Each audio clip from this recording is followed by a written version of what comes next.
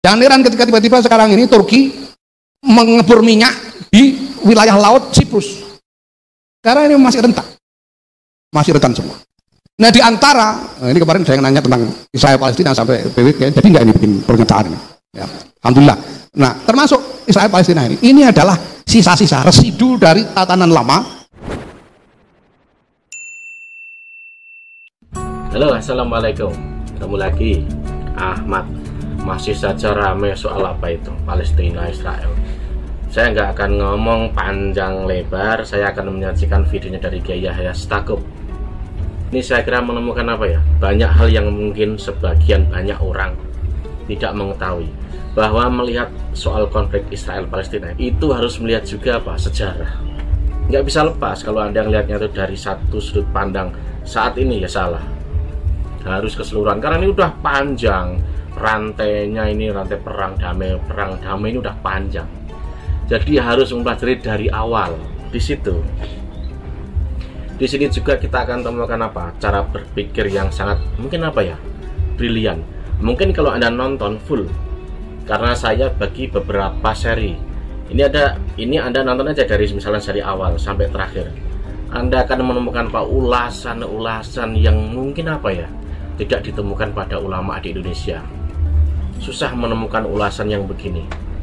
Saat nonton nanti, misalkan sampai selesai Anda ini seri 1, 2, 3 dan lain sebagainya, Anda akan apa ya, dibawa kemana, cara berpikir yang luas, tidak sempit, apalagi katrok. Udah sampai ini aja, silahkan Anda cermati, jangan gagal paham. Ini bisa dibilang apa ya, pemikiran yang besar, yang luas. Oke, silahkan. Ulama al-adillah, para kiai, para penisbul, Kiai Mas'ud, Rasulullah, Kiai Yasin, Kiai Abdul Muhaimin, Kiai Hilmi Muhammad, Kiainya DVD,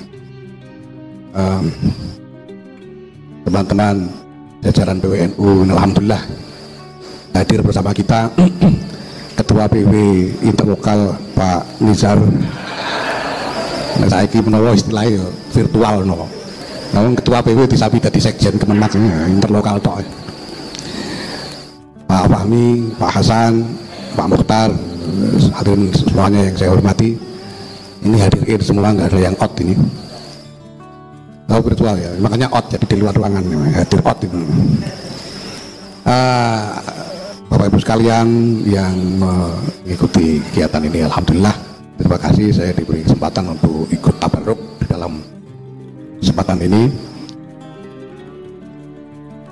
Ada kiai yang mengatakan kepada saya bahwa ya tidak suka dengan istilah baru tausiah itu. Dulu itu kita sudah bagus-bagus, sudah mau izoh, kenapa diganti tausiah? Tausiah itu pantasnya orang arep mati katanya gitu. Ya, tapi namanya istilah saja, saya juga nggak ngerti tuh dari mana asal usulnya kalau kita ikut-ikutan pakai istilah tausiah itu. Padahal dulu itu NU yang jadi pelopor istilah-istilah beginian dulunya itu. Ya, saya penutup pidato dulu, wabillahi taufik wal hidayah, itu dulunya dari NU, Kiai Ahmad Kendal itu, Kiai Ahmad Abdul Hamid Kendal. Itu tadinya yang mempopulerkan pertama kali. Begitu populernya sampai yang bukan NU ikut make. Karena gampang kan, billahi taufik wal hidayah, semua orang bisa ngomong. Nah, setelah dipakai semua orang, Kiai Ahmad bikin lah, ini kok terus nggak pakai NU ini, semuanya make gitu. Maka lalu dibuat formula yang baru yang kalau nggak NU, nggak santri susah nirukan gitu. Jadi wallahul muwaffiq ila aqwamit thoriq, saya aja keliru, apalagi yang lain. Wallahul muwaffiq ila aqwamit thoriq. Nah, santri kangelan gitu. Makanya seringkali kita ada yang tiru-tiru itu keliru. Wallahul muwaffiq ila aqwamit thoriq. Maknanya jadi lain. Nah, ini jadi populer. Jadi NU yang dulu tukang bikin istilah gitu, sekarang kok kita ikut istilah yang dibikin orang. Ini berarti kita kalah virtual ini sama yang lain ya. Nah, memang namanya istilah ya, yang tidak apa-apa, bukan masalah besar. Dan saya sendiri juga tidak akan wasiat apa-apa di sini. Mudah-mudahan umur saya masih panjang. Mungkin yang ingin saya sampaikan adalah hal yang sebetulnya sudah berulang kali saya sampaikan juga, dan dulu saya jadikan pengantar sebagai tasawur masalah di dalam Musyawarah Nasional Alim Ulama NU tahun 2019 di Banjar, yaitu tentang perubahan peradaban. Karena ini bolak-balik saya sampaikan bahwa saya yakin Nahdlatul Ulama ini dilahirkan untuk menyongsong perubahan peradaban. Peradaban dunia ini berubah secara fundamental, dan Islam harus menjawab. Kalau peradaban ini berubah menjadi sedemikian rupa, apa kata Islam soal ini? Bagaimana tanggapan Islam soal ini? Nah, kalau pertanyaan ditujukan kepada Islam, maka tidak ada yang berhak menjawab pertanyaan itu selain ulama. Itu sebabnya organisasi ini diberi nama Nahdlatul Ulama, karena ulama ini harus menjawab apa yang harus dilakukan oleh Islam dalam menanggapi perubahan peradaban yang fundamental ini. Tahun awal abad ke-20 itu adalah tahun Perang Dunia Pertama yang berakhir dengan kekalahan Turki Utsmani dan memicu perubahan-perubahan konstelasi politik internasional yang kemudian mendorong aspirasi untuk menyusun satu tata dunia baru yang baru bisa diinisiasi sesudah Perang Dunia Kedua. Ya. Jadi Perang Dunia Pertama, kemudian Turki Utsmani runtuh, kemudian pergulatan masih terus berlangsung yang berpuncak pada Perang Dunia Kedua. Nah, sudah Perang Dunia Kedua inilah kemudian ada inisiasi untuk membangun satu tatanan baru bagi peradaban dunia yang dimulai dengan apa yang disebut sebagai United Nations Charter pada tanggal 25 Juni 1945.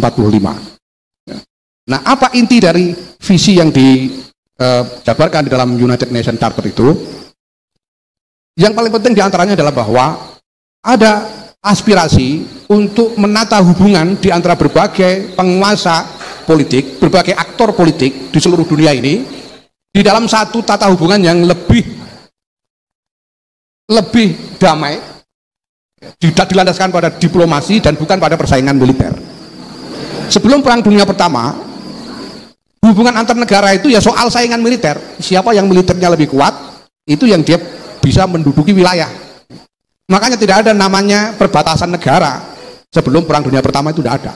Yang ada di mana satu kekuasaan mampu menempatkan kekuatan militer di situ, disitulah dia menguasai wilayah itu. Maka yang terjadi kemudian adalah benturan antar kekuatan militer di perbatasan berbagai negara. Turki Utsmani itu selama lebih dari 500 tahun itu terus-menerus terlibat dalam konflik perbatasan dengan negara-negara Kristen Eropa, kerajaan-kerajaan Kristen Eropa. Sampai kemudian karena kuat militernya berhasil menduduki sebagian dari Eropa, termasuk Albania. Albania yang tadinya Kristen Eropa, tapi berhasil diambil alih oleh Turki Utsmani. Termasuk sebagian dari Serbia yang kemudian sekarang menjadi Bosnia Herzegovina. Di Serbia itu selama 150 tahun menjadi medan pertempuran yang tidak selesai antara Turki Utsmani dan kekuatan militer kerajaan-kerajaan Kristen Eropa yang pada waktu itu dipimpin oleh Austria. 150 tahun. Perang tidak berhenti sampai berakhirnya dengan Perang Dunia Pertama dengan kekalahan Turki Utsmani. Yang kemudian seluruh wilayah Serbia itu dikuasai oleh Partai Komunis, berdirilah negara Yugoslavia yang dipimpin oleh Josip Broz Tito itu. Nah, ini keadaan tata dunia sebelum Perang Dunia Pertama. Nah, Turki Utsmani runtuh. Bisa Bapak Ibu bayangkan, Turki Utsmani ini tadinya punya wilayah kekuasaan mulai dari Maroko sampai ke India Barat. Begitu luas.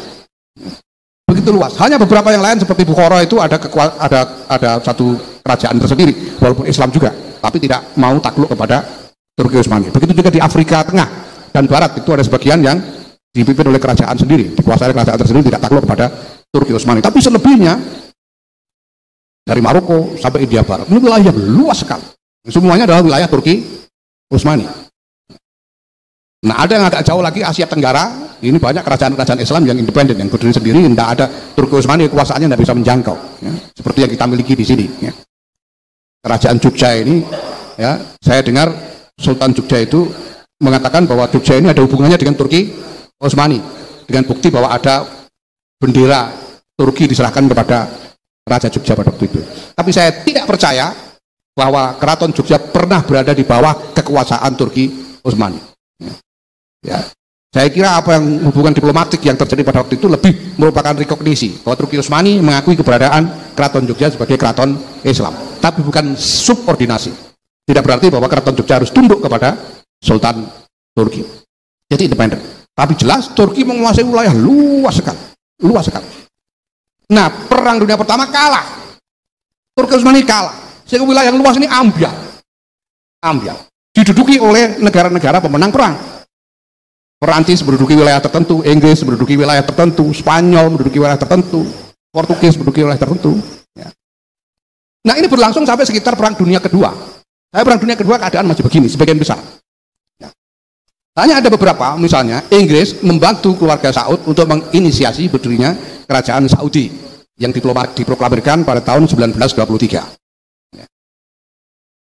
Nah, tapi yang lain-lain ini masih belakangan, yang lain-lain belum. Turki Utsmani itu sendiri baru diumumkan bubarnya oleh Kemal Atatürk pada tahun 1924. Nah, belakangan bekas wilayah Turki Utsmani ini lalu dibagi-bagi, dijadikan negara merdeka masing-masing. Itu sebagian besar terjadi sesudah Perang Dunia Kedua, dan banyak diantaranya lahir karena dorongan dari Indonesia. Terus terang, karena pembukaan Mukadimah Undang-Undang Dasar 45 ini menginspirasi berbagai negara untuk menuntut kemerdekaan masing-masing. Ketika kita nyatakan bahwa sesungguhnya kemerdekaan ialah hak segala bangsa. Dan oleh sebab itu maka penjajahan di atas dunia harus dihapuskan karena tidak sesuai dengan peri kemanusiaan dan peri keadilan. Dan pemerintah Indonesia pada waktu itu, Bung Karno, apalagi sudah kemudian relatif berhasil stabil, ini agresif sekali mendorong supaya negara-negara yang masih diduduki oleh bangsa asing untuk memerdekakan diri, termasuk membantu persenjataan dan lain-lain. Nah, sehingga lahirnya negara-negara baru. Nah, persoalannya kemudian negara-negara baru ini negara apa? Republik Indonesia ini lahir berdasarkan inisiatif pergulatan dari dalam yang lama sekali. Sebelum diproklamirkan, ini sudah ada satu bangsa yang punya rasa identitas bersama. 1928 kita sudah mengumumkan Sumpah Pemuda sebagai deklarasi identitas bangsa, bertanah air satu, berbangsa satu, berbahasa satu, Indonesia sejak 1928 dengan wilayah yang sekarang kita punya ini. Nah, tapi banyak negara lain tidak punya latar belakang seperti itu. Sekarang kalau kita pikir Yaman, negara Yaman ini dari mana asal usulnya? Identitas kebangsaan Yaman dari mana?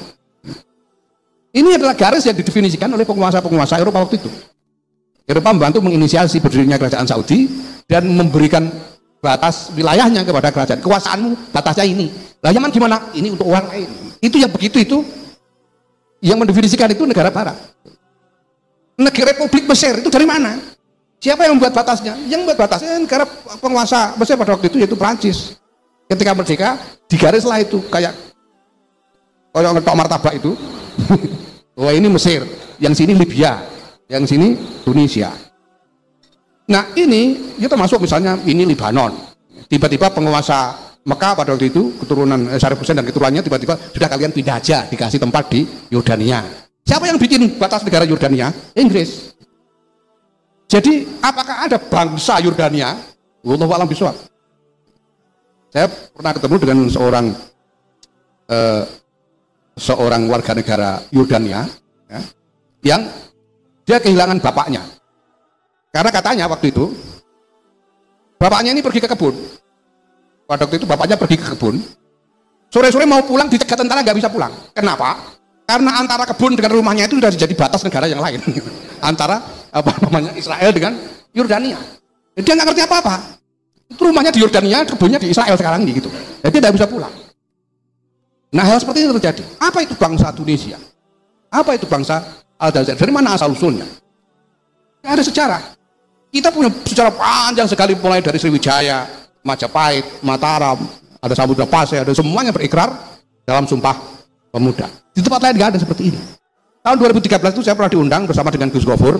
Saya datang ke Mesir, ke Universitas Kairo.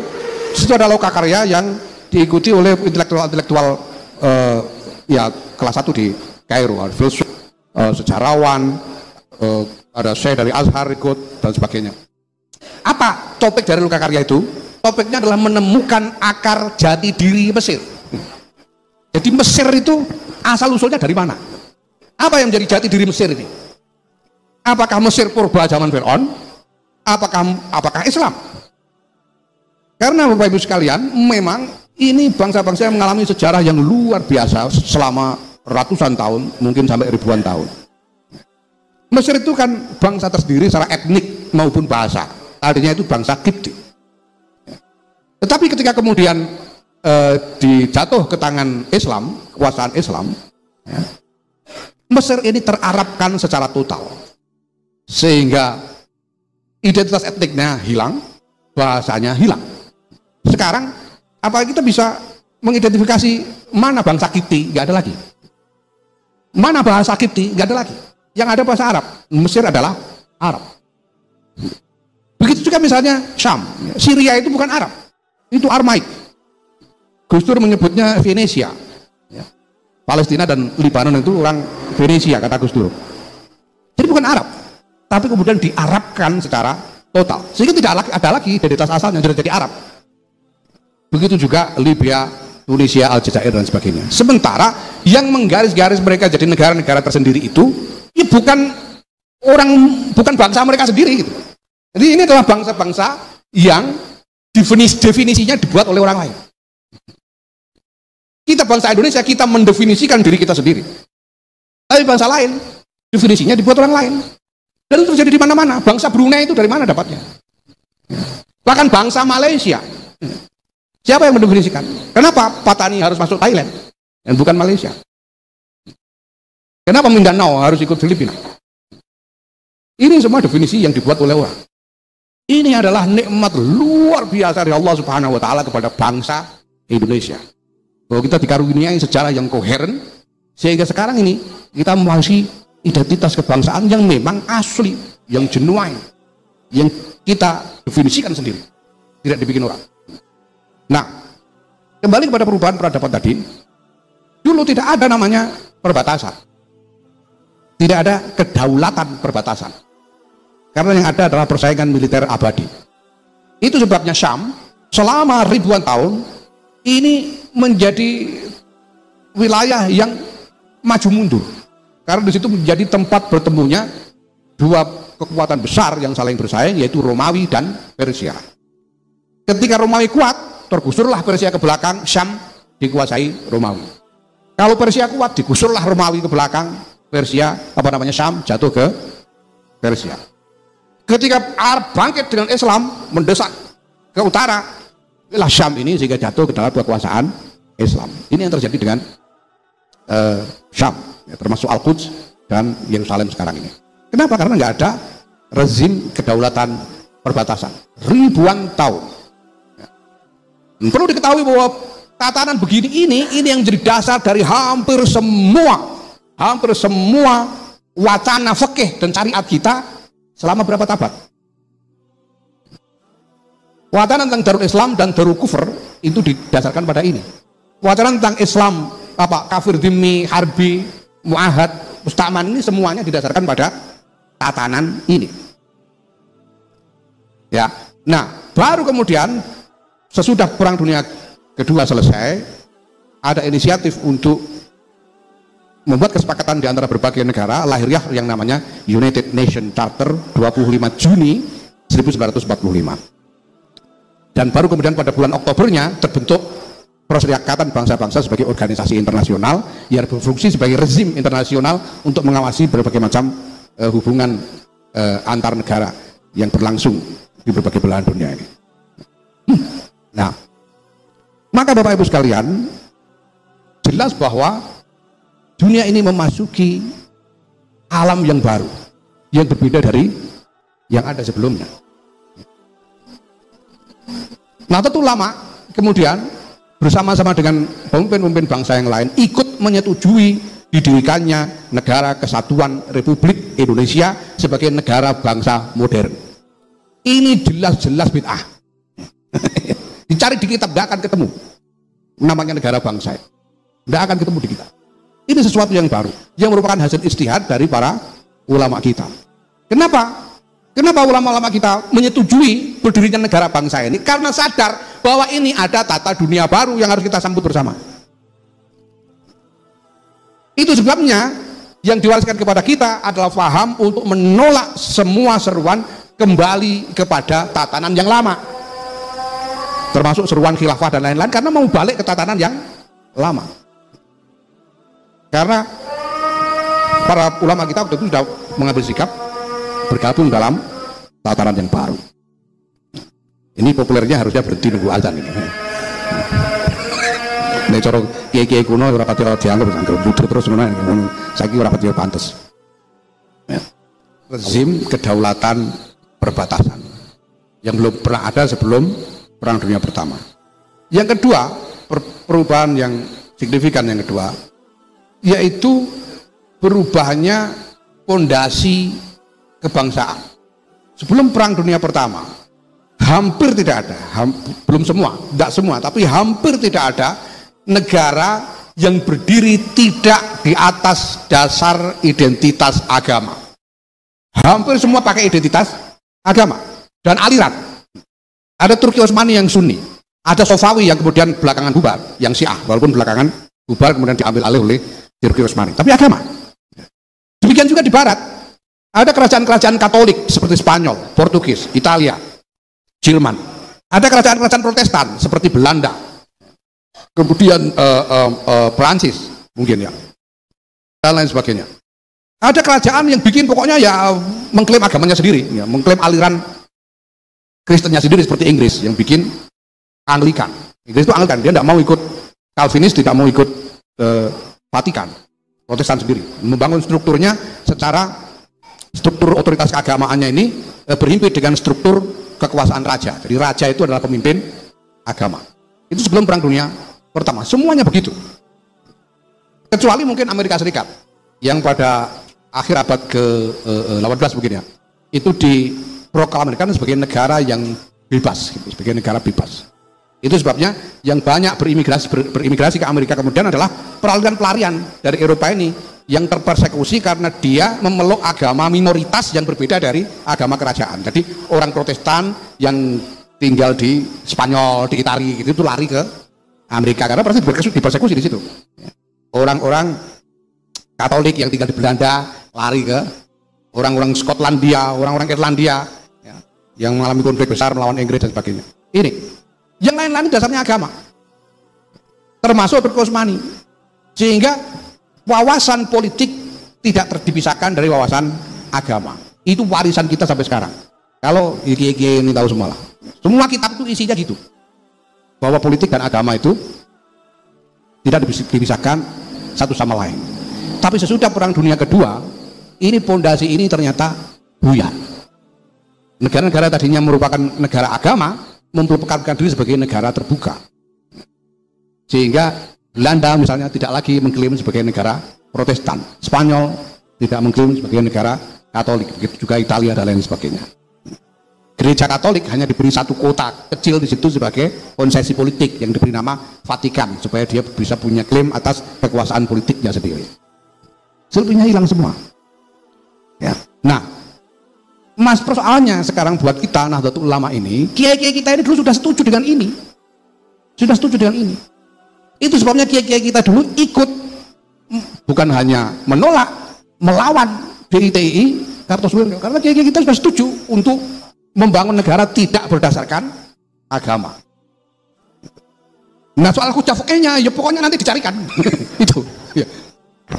Ya kadang-kadang itu ya jawabannya itu gampang-gampangan kiai dulu, Kiai Wahab Hasbullah ini luar biasa. Saya punya keyakinan bahwa Kiai Wahab ini wali peradaban betul, wali peradaban betul. Ya. Wali itu kan macam-macam ya Pak Nizar ya.